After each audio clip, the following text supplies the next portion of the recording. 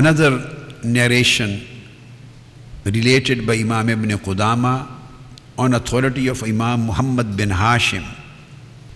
He says, لما نزلت هذه الآية وقودها الناس والحجارة, that some people and some stones would be put in hell, and through the stones hellfire will burn. Holy Prophet sallallahu alaihi wasallam recited this verse of Quran, and Imam ibn Qudama relates, فَسَمِعَهَا شَابٌ إِلَى جَنْبِهِ. There was a young companion. I am relating all these hadiths related to the young companions of Holy Prophet, youngsters, the youth of that time, the youth of the time of Holy Prophet amongst the companions.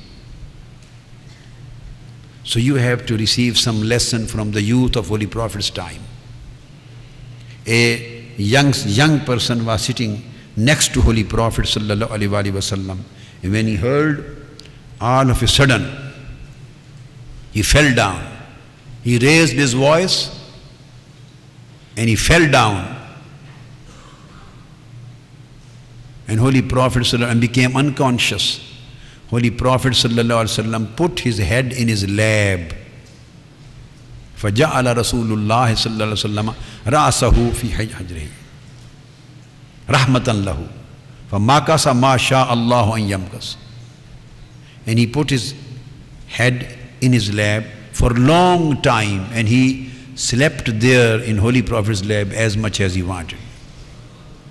ثُمَّ فَاتَحَ عَيْنَيْهِ. After quite long time he opened his eyes, and when he opened his eyes he found فَإِذَا رَأْسَهُ فِي حَجْرِ رَسُولِ اللَّهِ صَلَّى اللَّهُ عَلَيْهِ وَسَلَّمَ, that his head is in the lap of Holy Prophet sallallahu ta'ala alaihi wasallam. When he opened his eyes, again a state of ecstasy started on him, and he said with loud voice, بِأَبِي أَنْتَ وَأُمِّي مِثْلُ أَيِّ شَيْءٍ الْحَجَرِ. مِثْلُ أَيِّ شَيْءٍ الْحَجَرِ. Ya Rasulullah sallallahu alaihi wasallam, that stone, what would be those stones like? What would be those stones like? What would be those stones like? These were the words on his mouth, on his tongue, and he was repeating them again and again. Holy Prophet ﷺ said, try to control your condition. What has happened to you, it is already enough. Then again Imam ibn Qudama reports on authority of Imam Hassan al-Basri radiyallahu ta'ala anhu. And the same narration has been related on authority of Imam Anas bin Sirin also. And he relates this on authority of Huzaifa radiyallahu ta'ala anhu, the great companion of Holy Prophet sallallahu alaihi wasallam. He says, كان شاب على عهد رسول الله صلى الله عليه وسلم يبكي عند ذكر النار. There was a youngster in the days of Holy Prophet sallallahu alaihi wasallam in Medina Tayyibah. Whenever he heard mentioning of dozakh, mentioning of Jahannam, mentioning of hellfire, he used to cry a lot. He used to cry. Hatta habasahu zalika fil bayt. And once he started crying, and he went on crying, and he went on crying, so much so that he shut his door and locked himself in a room just to cry. He locked himself in a room. See, these are the practices of the companions. Some people think that are these kind of conditions and practices, can these things be established and proved in the lives of the companions? Yes, all these conditions have been mentioned in the lives of companions. In the days of Holy Prophet sallallahu alaihi wasallam, he locked himself in the door, in his room.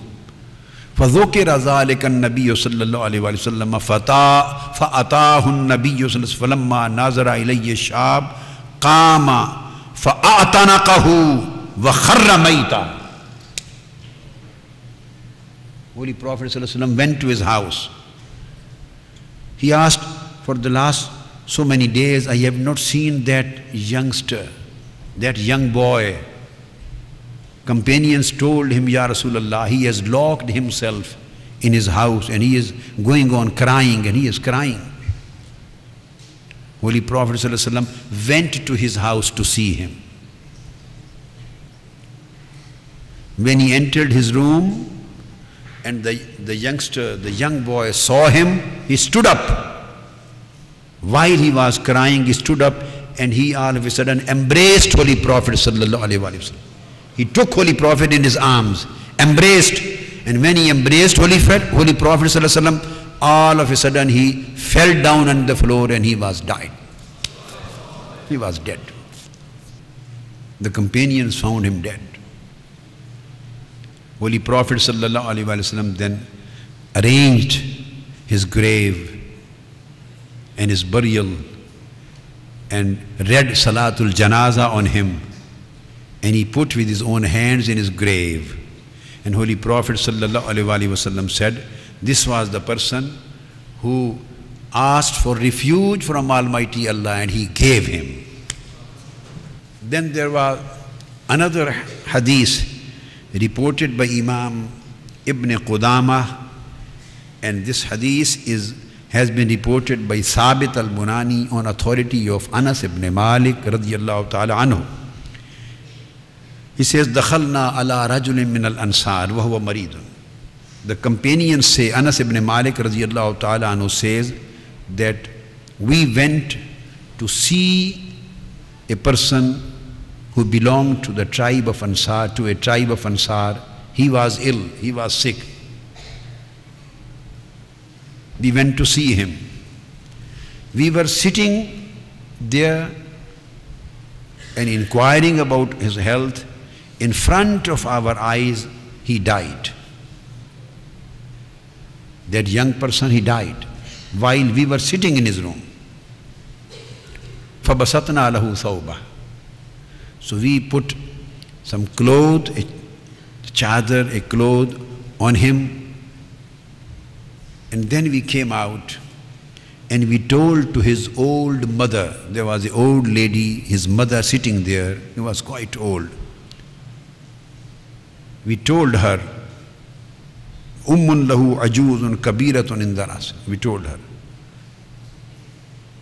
And somebody amongst us told him, whatever has happened to your son, be patient and contented with Almighty Allah. Do sabr. Have patience and contentment on Almighty Allah. She understood what we were saying. She said, Amata ibni, has my son died?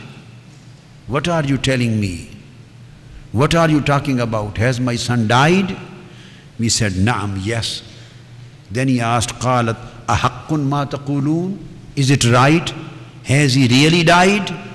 He was an old lady, companion of Holy Prophet ﷺ, and she had embraced Islam few years before.